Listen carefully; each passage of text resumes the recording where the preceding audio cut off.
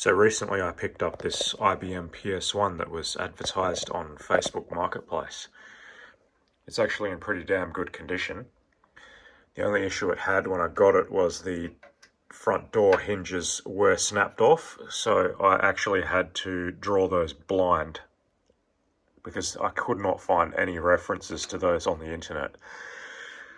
They're okay, they're not as tight as what it should be, but with a previous prototype, this front door isn't going to take another removal of these super glued clips, so it's going to stay that way. That front door is just going to explode if I put it under any more strain removing those, so it is what it is. I might need to add some Velcro or something in these corners just to hold it more securely. But as you can see, the original spec was a 486SX, which it is no longer.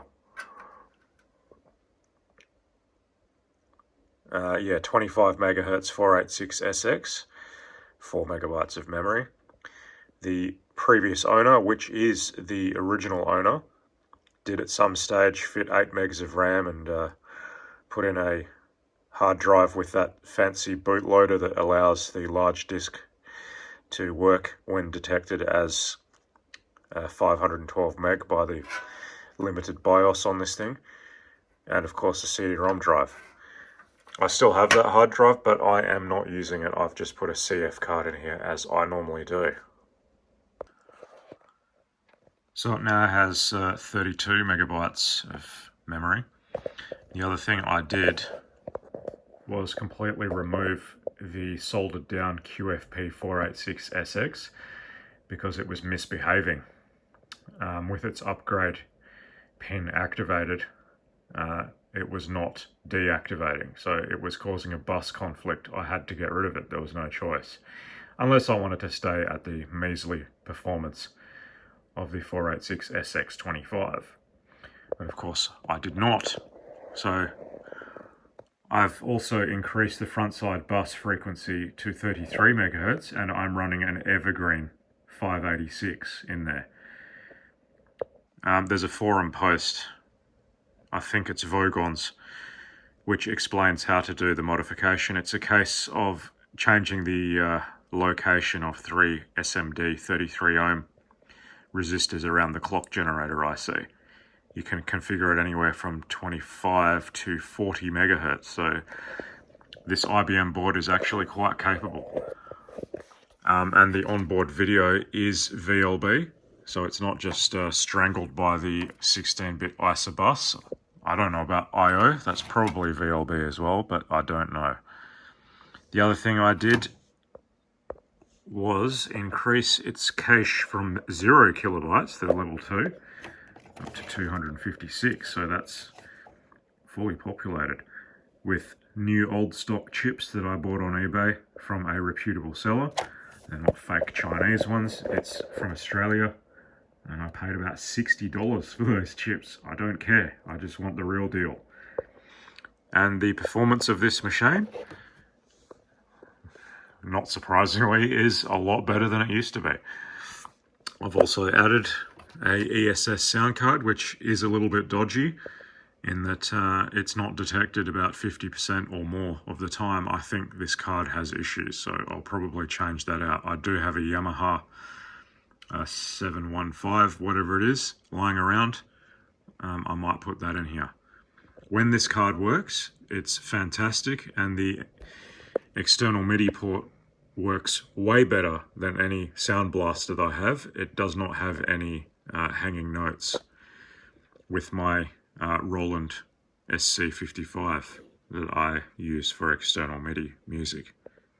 So yeah, it's a shame it just doesn't work reliably, as in it's not always detected, but when it is, it's a pretty good card. And I believe, well, it's the plug and play version, ESS 1868F. So if you find one of those cards that work, it's pretty good for driving your external MIDI devices, I must say. No complaints there. It's just the fact that it doesn't get detected all the time. The actual software can't even find it. So I'll just put the cover on this thing and we'll have a look at it. And it did, of course, come with the original IBM keyboard and mouse. And these are PS2 and usable on a pretty modern machine. And it is that glorious clicky type of keyboard.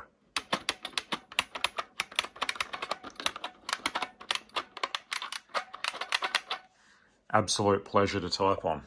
And both in pretty damn good condition. So that, as I said, this is a one-owner machine. Was never used for playing games on it, never even had a sound card. It was strictly for office documents only. And I believe, well, I know the original owner was a journalist, so all of her original work is still on the hard drive in this machine. I have not wiped it, it's still in there, just to keep its history intact. And it did, of course, come with the glorious IBM SVGA monitor matching to this system, as it would have had when it was brand new.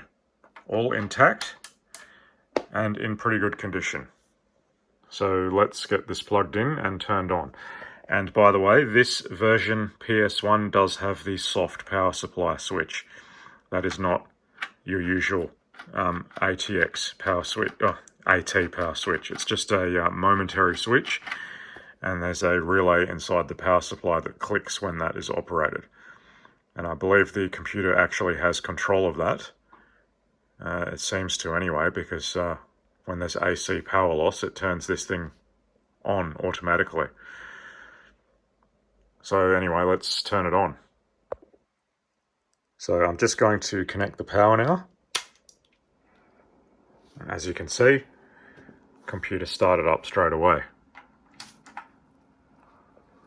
And yes, the motherboard has a flat battery. It is a standard CR2032 coin cell, so that's not really a big deal. And yeah, you can go into BIOS when you see that screen there. But we're going to have to anyway, because as I said, it's got a flat battery and the clock's wrong, so... Holy crap, that's some serious flickering going on. Let's see if I can fix that. That's slightly better. The good thing about this IBM BIOS, everything's automatically detected, so you don't actually have to do anything. That's the first time I noticed that video card only has 512k, so I might have to find myself another 512k to add to that. It does have a socket on the board for, I think, zip chips, and you can possibly solder additional regular chips on there anyway. I'll look into that. It's not really an emergency. It does what I need it to already. And yes, it is detecting the math coprocessor in that 5x86. There's not really much in here to look at. When the sound card's actually working, it does show up on this second page as a sound card being installed, but it's not going to work this time. But who cares? I've got nowhere to plug the speakers in for power anyway at this point in time. And it is booting off a CF card.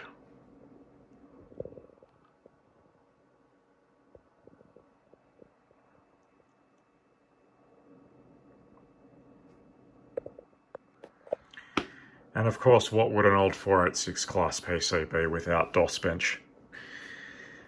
I guess I'll just show you first of all that it is detecting the 5x86 correctly.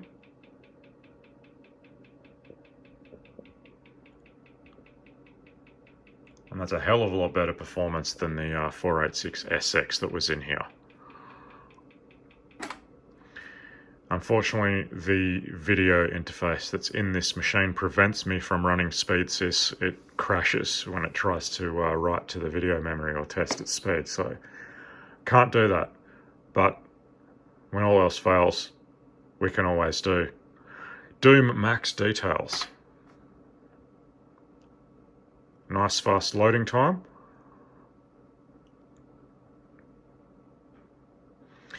And my phone is only recording at 24 frames a second, so it's going to look kind of rubbish anyway. but I can assure you it is more than 24 frames a second. We'll see at the end what the actual frame rate is.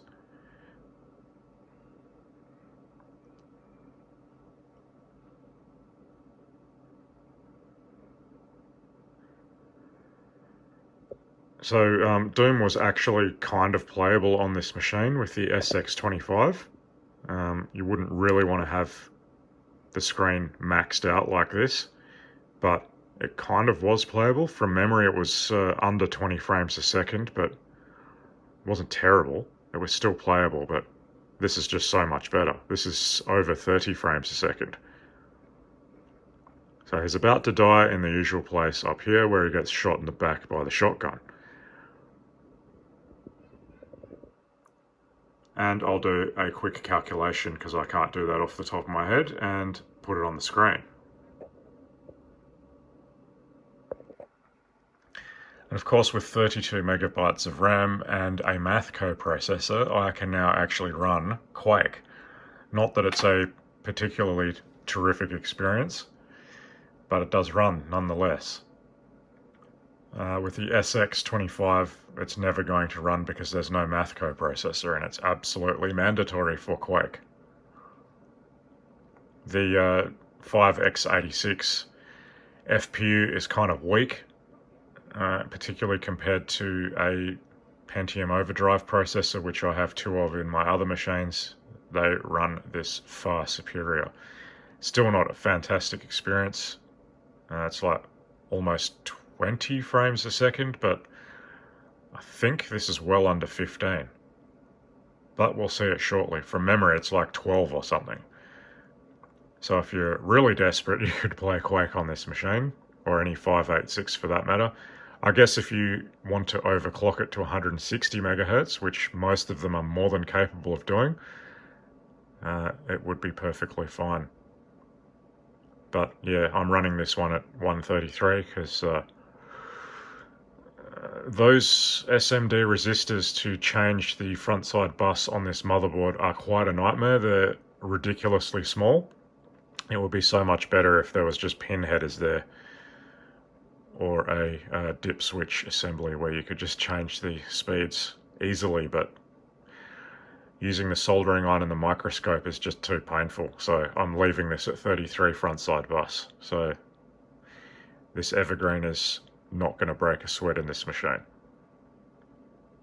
We'll see the frame rate now. Wow. Yeah, so not even 12. Kind of crap, but it is what it is. Still, if you're desperate enough,